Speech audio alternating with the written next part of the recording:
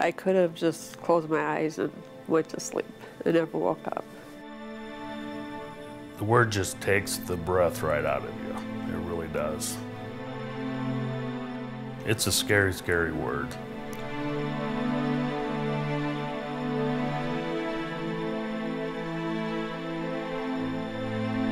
When you hear that word, I mean, I think that's the worst 6-letter word in the alphabet, but it just changes.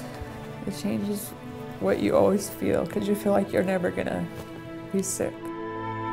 When they first tell you that, you kind of go numb, I guess. You don't really know what to think. Nothing really ran through my mind at first. It's just like, whoa. My entire skeleton was black, and that means it had metastasized, was all the way through all the bones in my body, and it was considered stage 4, which means terminal. I have a stage 4 terminal cancer.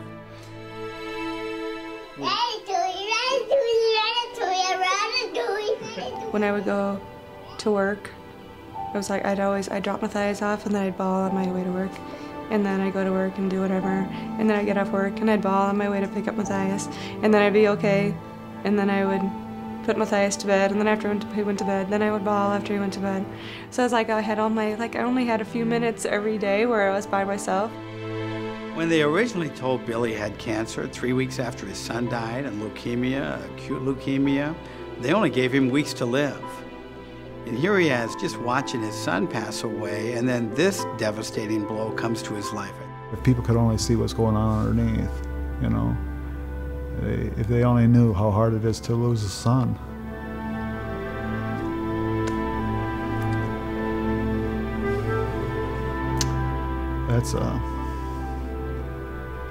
This is nothing what I'm going through compared to that.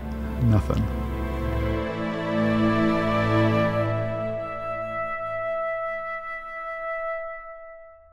I was in the hospital for 7 days of chemo, and that lasted about 30 days in the hospital because of the effects the chemo had on me. And I got sick a lot, and I had to go into isolation for a few days.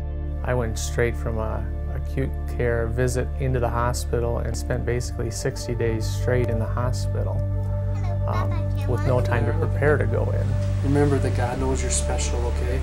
And Dad knows you're special too, so you just keep on loving Him and listening to your mommy, and everything will be all right, okay? For most, it becomes a part of their life that kind of confines them to either the hospital or their home.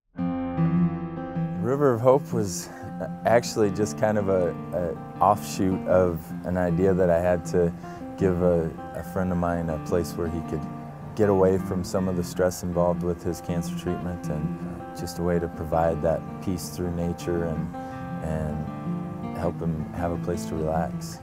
Avera's very excited to be able to partner with River of Hope. It's really where two programs, the Avera Cancer Institute and River of Hope, can come together to really enhance the healing of a cancer patient going through treatment and after treatment. But there's many other things that can be done to help that individual, and those are the integrative or complementary medicines or therapies that can be brought to the individual and really help empower them along their cancer journey. This is your River of Hope. I was so amazed at the job they did and how beautiful it was. And I just love my pond. It's so awesome. Having this pond in my backyard and listening to the water run over these falls I'm instantly transported to that place. I'm instantly transported to a place that is I just relax. This is great now with being able to be out in the backyard with the River Hope putting us in. He can be out there, and this is what he loves to do. It just sends chills down my spine to know that, you know, within a matter of weeks, we're going to be able to have an impact on the lives of someone that's affected by cancer. To be able to have a retreat location within their backyard is really valuable to them. To be able to go out there and have a place where they can truly enjoy it with family and friends who are well and can be around them. You know, I really don't feel like I deserve something like that for what I've been through, but I appreciate it so much. Just seeing something like that, and not even just hearing it, but just being able to look out my back windows and just looking at that, I don't know. It's called the River of Hope Foundation, and you look out and you see hope. I think it's wonderful, very uplifting, and so nice that that someone would actually work so hard to do this for somebody. I personally donate to the River of Hope because I really believe in its journey and its mission. It's so important to donate to the River of Hope Foundation because you provide peace and strength through hope by giving someone a backyard retreat. David's Pond helped him and us as a family get through this difficult time. It's a beautiful place to donate your money. You don't know what it does to people. It just changes their whole life. Makes you feel really special.